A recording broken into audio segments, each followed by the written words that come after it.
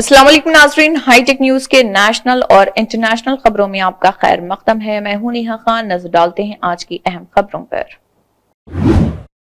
वजीर आजम नरेंद्र मोदी अपने पार्लिमानी हल्के वाराणसी के दौरे पर पहुंचे, जहां उन्होंने 2183 करोड़ रुपए से ज्यादा लागत वाली 52 तरक्याती स्कीमों का इफ्तिताह किया और संग बुनियाद रखा। इन मंसूबों में बुनियादी ढांचे, सेहत, तालीम और ज़राअत से मुतल्लिक़ स्कीमें शामिल हैं। इस मौके पर उन्होंने प्रधानमंत्री किसान सम्मान निधि की 20वीं किस्त भी जारी की, जिसके तहत मुल्क भर के 9.70 करोड़ किसानों को मजमूई तौर पर 20,500 करोड़ रुपए की रकम बराह रास्त उनके बैंक खातों में मुंतकिल की गई। वाराणसी काशी में मुनक्किदा एक जलसे आम से खिताब करते हुए वज़ीर आज़म ने 22 अप्रैल को पहलगाम में हुए दहशतगर्दाना हमले का जिक्र करते हुए कहा, इस दिन 26 बेगुनाहों की बेरहमी से जान ली गई। इन बच्चों और बेटियों के गम ने दिल को अंदर से हिला दिया। मैंने तब बाबा विश्वनाथ देवता से दुआ की कि मुतासरा खानदानों को ये दुख सहने की ताकत मिले। उन्होंने कहा कि ऑपरेशन सिंदूर के तहत जो कार्रवाई हुई वो बाबा महादेव के आशीर्वाद से मुमकिन हुई। मैं इस मुहिम को उन्हीं के कदमों में पेश करता हूँ। नई दिल्ली में मुनक्किदा कांग्रेस के सालाना लीगल कॉन्क्लेव 2025 में राहुल गांधी ने एक धमाका खेज बयान देते हुए दावा किया कि 2024 के लोकसभा इंतखाबात में बड़े पैमाने पर धांधली हुई और वजीर आजम का मैंडेट जाली है। उन्होंने कहा है कि हमारे पास इस बात के ठोस और 100% सबूत मौजूद हैं कि इंतखाबी अमल को मुनज़्ज़म तरीके से मुतासर किया गया और इलेक्शन कमीशन जैसा अहम आईनी इदारा मुकम्मल तौर पर मफलूज हो चुका है। राहुल गांधी ने कहा है कि 2014 से ही मुझे हिंदुस्तानी इंतखाबी निज़ाम पर शुबा था, लेकिन मैं बगैर सबूत बात नहीं करना चाहता था। महाराष्ट्र में जो कुछ हुआ, इसके बाद हमने 6 माह दिन रात मेहनत करके शवाहिद इकट्ठे किए। अब मुझे कोई शुबा नहीं, हमारे पास मुकम्मल दस्तावेजात है। उन्होंने इंकशाफ किया कि एक लोकसभा हलके में कुल 6.5 लाख वोटों में से 1.5 लाख वोट फर्जी पाए गए और ये तमाम तफसीलात इलेक्शन कमीशन के असल दस्तावेजात से हासिल की गई। राहुल ने इल्ज़ाम लगाया कि इलेक्शन कमीशन खुद इन दस्तावेजात पर स्कैन और कॉपी की पाबंदी लगाकर शफाफियत से बचने की कोशिश कर रहा। उन्होंने सवाल उठाया, आखिर इलेक्शन कमीशन वोटर लिस्ट पर स्कैन और कॉपी का तहफ़्फ़ुज़ क्यों लगाता है?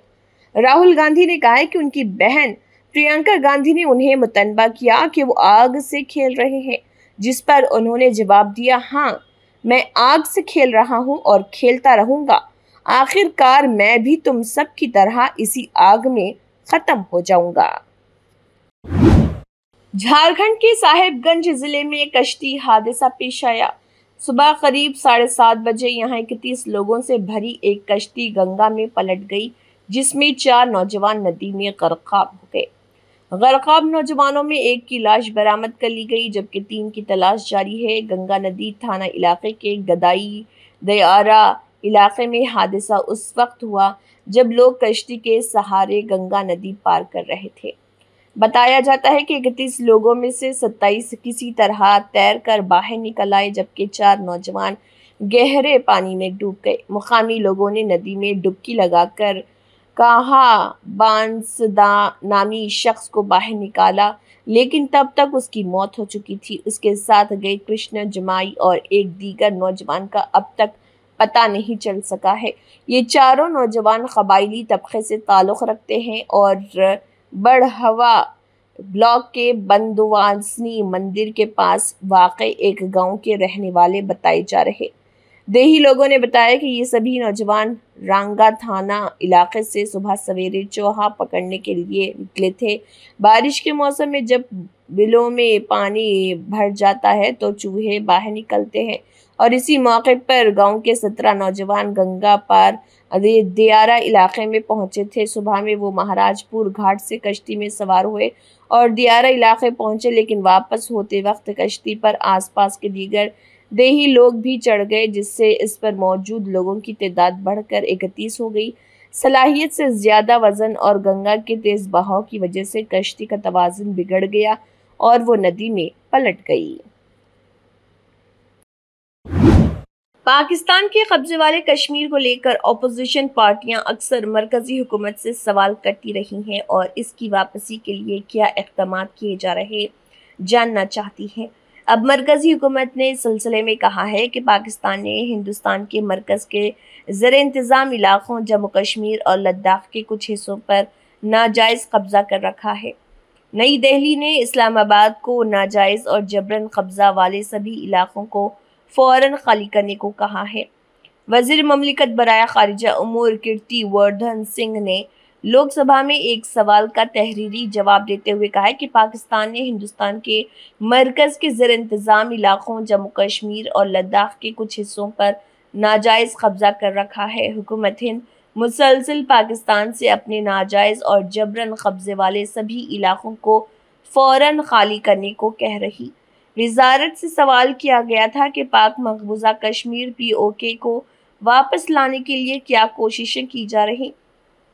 इस सवाल पर कीर्ति वर्धन ने कहा कि हुकूमत हिंद ने पाकिस्तानी हुकूमत के सामने सख्त एहतजाज दर्ज कराया है। हुकूमत इन इलाक़ों में किसी तरह की तब्दीली की उसकी सभी कोशिशों को नामंजूर करती है। अमेरिकी सदर डोनाल्ड ट्रंप ने कहा कि उन्हें खबरों से ये इत्तला मिली है कि हिंदुस्तान अब रूस से तेल नहीं खरीदेगा। उन्होंने वाज़ेह किया कि ये इत्तला उन्होंने सिर्फ सुनी है और इसकी दुरुस्तगी की वो तस्दीक नहीं कर सकते, लेकिन अगर ऐसा है तो ये एक अच्छा और खुश आइंद कदम होगा।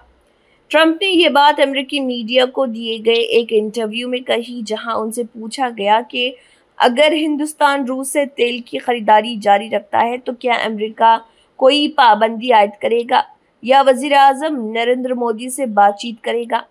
इस सवाल पर ट्रंप ने अपना मखसूस अंदाज अपनाते हुए कहा कि मैंने सुना है कि हिंदुस्तान अब रूस से तेल नहीं खरीदेगा। मुझे नहीं मालूम कि ये इत्तला कितनी दुरुस्त है, लेकिन अगर सच है तो ये एक अच्छा फैसला है। देखते हैं आगे क्या होता है।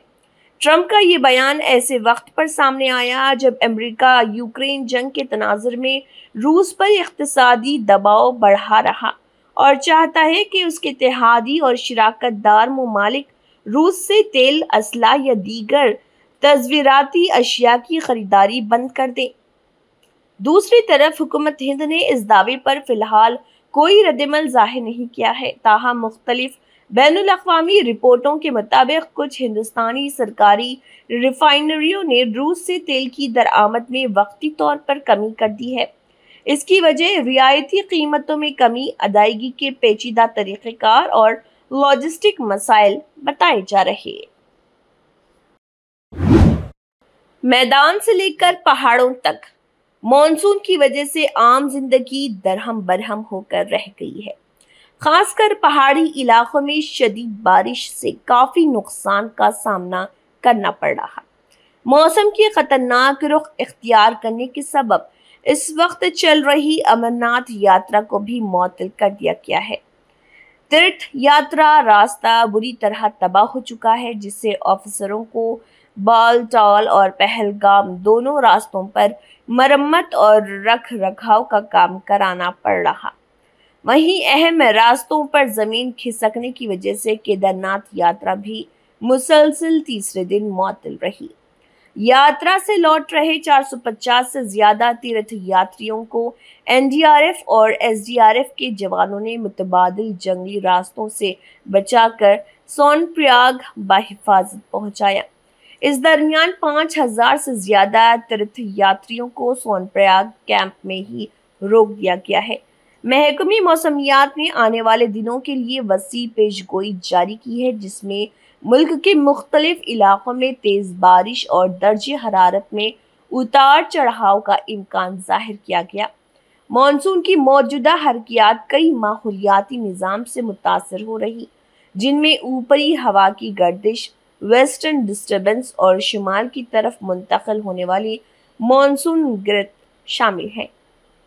महकमे मौसमियात ने कौमी राजधानी दिल्ली के लिए भी शदीद बारिश का इम्कान जाहिर करते हुए हफ्तेवारी पेशगोई जारी की है। गर्ज के साथ बारिश के आसार हैं। इस दौरान ज्यादा से ज्यादा दर्जे हरारत 35 डिग्री सेल्सियस और कम से कम दर्ज हरारत 25 डिग्री सेल्सियस के आसपास रह सकता है। 3 अगस्त को आसमान में बादल छाए रहने और इसके बाद दरमियानी बारिश होने का इम्कान है। इसी के साथ हाईटेक न्यूज के नेशनल और इंटरनेशनल खबरें इख्तिताम को पहुंचती हैं। अल्लाह हाफिज।